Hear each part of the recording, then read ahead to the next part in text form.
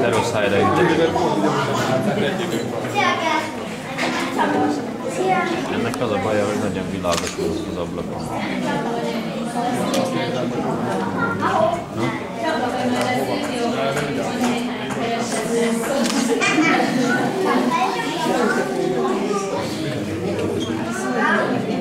Szeretettel köszönjük az egybenyőzteket, és fogadják szeretettel a közös műsorunkat,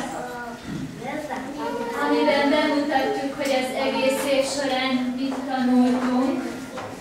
Egy kicsit nagyobb külön, ugyanis most egy picikét annyiban újítottunk ezen az utolsó műsoron, hogy a picik külön fognak szerepelni, és majd ők tudják, amikor lecsücsülnek az anyukáik körébe, és utána következnek a nagyobb, ugyanis a nagyobb műsora nagyon-nagyon hosszú, és nem akarjuk őket kínozni végig. Úgyhogy fogadják szeretettel tőlünk ezt a kis záró műsort, nem csoportosok helyett. Köszönjük!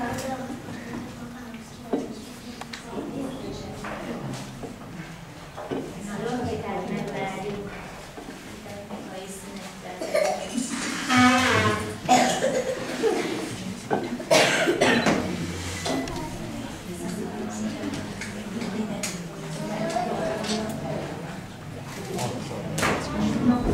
Magyarázban a vendégek szeretettel várják, pirosra sült friss cipóval szívesen kínálják. Ha nincs cipó, ha nincs kalács, mit tehet az ember? Köszönti a vendégeket meleg szeretettel.